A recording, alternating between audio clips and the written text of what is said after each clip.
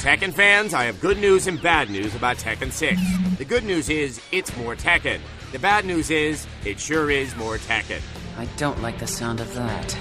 As you can tell at first glance, the game is very pretty, and the cast of 40 characters looks amazing. The sense of whimsy the series is famous for remains, and you can have fights between serious martial artists or pit a ninja against a panda, like I've always wanted to. Also, if you have a thing for hot girls fighting each other in an open plaza covered in tomato paste, Tekken 6 has you covered there too.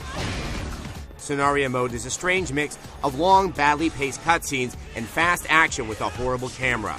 It plays like a beat-em-up with Tekken fighting controls, which sounds great, but in practice doesn't work all that well. When you can actually see what's happening, the clunky targeting doesn't let you focus on the enemy you want very often.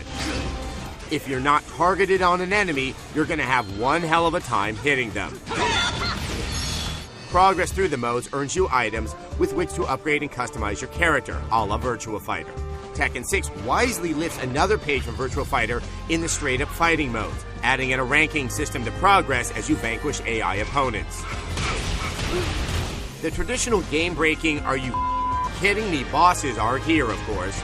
This bonus battle against a giant robot mid-boss was pretty boring, but the head honcho of it all is the Crystal Monster final boss. As with most Tekken final bosses, he defies most of the game's rules and is generally an unfun pain in the ass to fight. He sure is pretty to look at, though, if you're into that kind of thing. Online is a pretty laggy affair, which is disappointing after the smooth online play of Street Fighter IV. Capcom has raised the bar for online fighting, but Tekken just limbos under it. Overall, the game feels sort of rushed. Scenario mode is uneven and unpolished, but the standard arcade-style fighting is still the familiar Tekken. It's comfortable but unsurprising, like a favorite sweater. A 3. Care to explain? Out of 5. Bonus!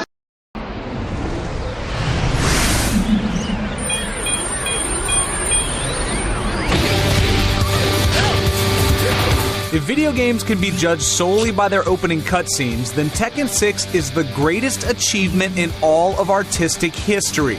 It has everything: secret military operations, grieving Meg Ryan lookalikes, explosive wedding ceremonies, morbidly obese martial artists. Ooh, I wonder if he has a YouTube vlog. Get ready for the next attack.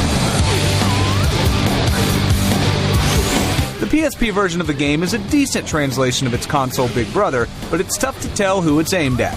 I'm your worst nightmare. All of the characters from the home versions are represented here, including our personal favorite, Martial Law the Fighting Chef. He really deserves his own cooking show. We also have to commend this version's looks. We're pretty impressed by how faithfully they've recreated the look of Tekken on a system that's not nearly as supercharged as the Xbox 360 or the PS3. And we actually like that this edition strips out the lame campaign mode. But just when things are looking up, the game gives you a purple dragon. Let's call him Azazel. First and foremost, true online multiplayer doesn't exist in this version. In order to play with friends, you'll have to do it through a local ad hoc network.